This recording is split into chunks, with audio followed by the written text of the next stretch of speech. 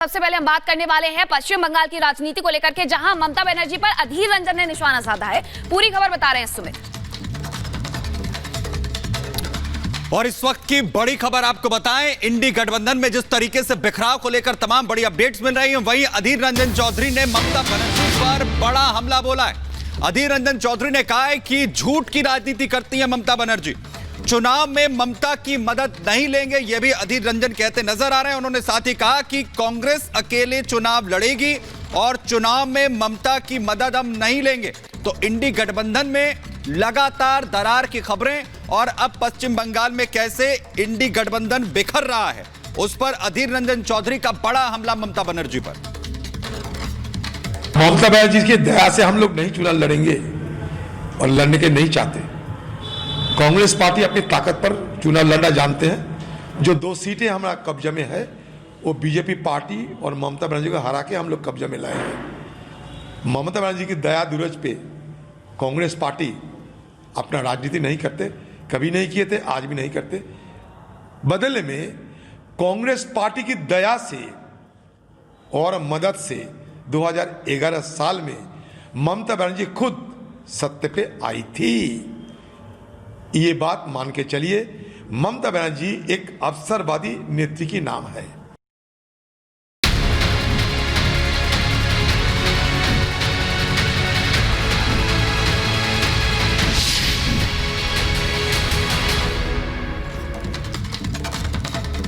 बंगाल की राजनीति के बाद अब बात बिहार की राजनीति की, जहां एक बार फिर से सुगबुगाहट तेज हो गई है। नीतीश कुमार दरअसल मुलाकात करने के लिए पहुंचे हुए थे राज्यपाल से, और इस दौरान बंद कमरे में 40 मिनट तक बातचीत हुई है। क्या है इसके मायने, आपको इस रिपोर्ट में समझाते हैं।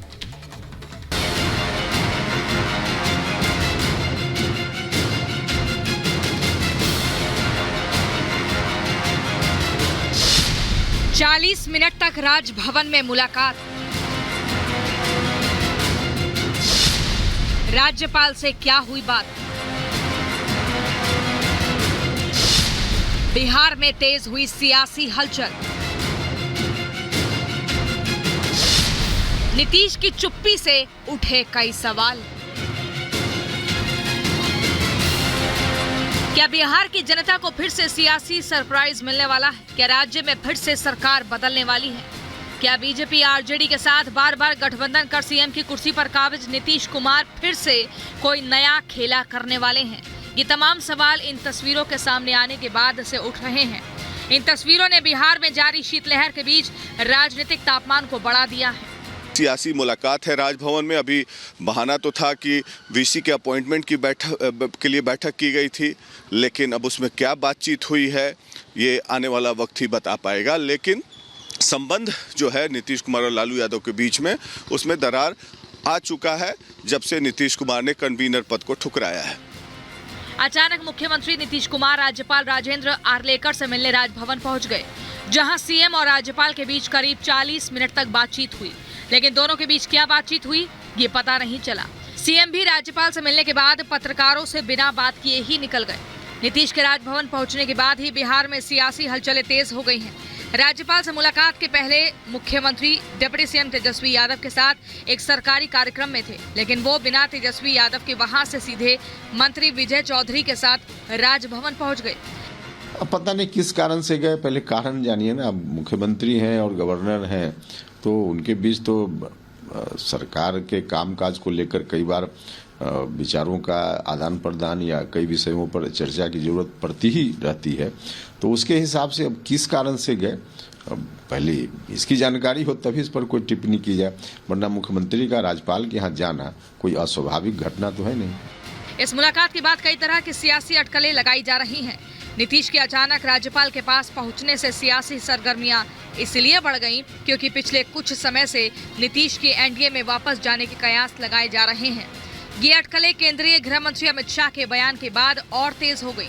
इससे पहले सुबह बिहार के पूर्व सीएम जीतन राम मांझी ने सोशल मीडिया पर पोस्ट लिखकर बिहार में खेला होने का इशारा किया था।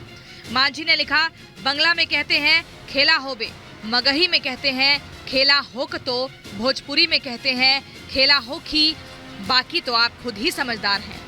राजनीतिक पंडित इसका अपने अपने अंदाज में विश्लेषण कर रहे हैं। मुख्यमंत्री और राज्यपाल के यूं भी रिश्ते सामान्य शिष्टाचार के होते हैं। कई मौक़ों पर अभिवादन के तौर पर, अभिनंदन के तौर पर, स्वागत के तौर पर भी यूँ मिलते रहते हैं। इधर आरजेडी ने इस मुलाकात को सामान्य और शिष्टाचार बताया है। अब देखना ये है कि क्या ये मुलाकात सिर्फ औपचारिक थी या इसके बाद बिहार की राजनीति में एक बार फिर से बदलाव देखने को मिलेगा। Bureau report, Republic Bharat. तो क्या बिहार में एक बार फिर से खेला होने जा रहा है, ये हम क्यों कह रहे हैं? क्योंकि अगर इंडी गठबंधन की बात देखें तो नीतीश कुमार ने संयोजक बनने से इनकार कर दिया और दूसरी तरफ एनडीए गठबंधन के बीच में बिहार के जो नेता हैं उसके सुर बदलते हुए जो है वो नजर आए, जिससे पहले जो तल्खियां थी वो कम जरूर हुई हैं। दूसरी तरफ इंडी गठबंधन में नेताओं से दूरी नीतीश कुमार के बीच जो है वो नजर आ रही है। वहीं नीतीश को लेकर आलोचना एनडीए गठबंधन में बंद हो गई है। उधर गठबंधन के जो केंद्र से अब नीतीश कुमार इंडी गठबंधन को लेकर हटते नजर आ रहे हैं, तो दूसरी तरफ एनडीए गठबंधन में शाह के बयान से अब उम्मीदें बढ़ गई हैं, जिसमें उन्होंने कहा कि अगर प्रस्ताव आया तो विचार किया जाएगा। न्याय यात्रा से दूरी जो है वो नीतीश कुमार ने इंडी गठबंधन के तहत बना ली, तो वहीं एनडीए गठबंधन में केसी त्यागी को अब अहमियत जो है वो मिलनी शुरू हो गई है।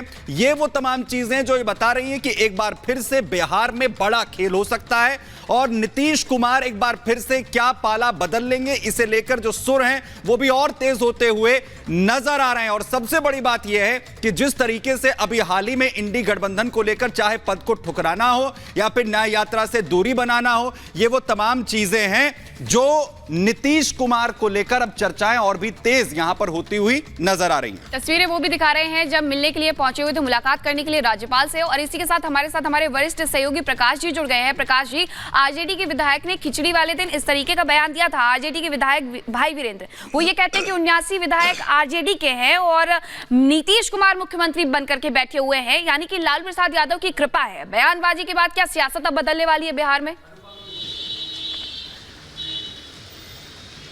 वो बयान तो उन्होंने बहुत पहले दिया था, लेकिन अभी केसी त्यागी के बयान पर अगर गौर फरमाए तो उन्होंने एक साफ शब्दों में कहा कि एनडीए जो है प्रधानमंत्री नरेंद्र मोदी के नेतृत्व में प्रचार में काफ़ी आगे है, तैयारी में काफ़ी आगे है और उनकी शक्ति को हम लोग पहचानते हैं। हमने 17 साल उनके साथ गठबंधन में काम किया है।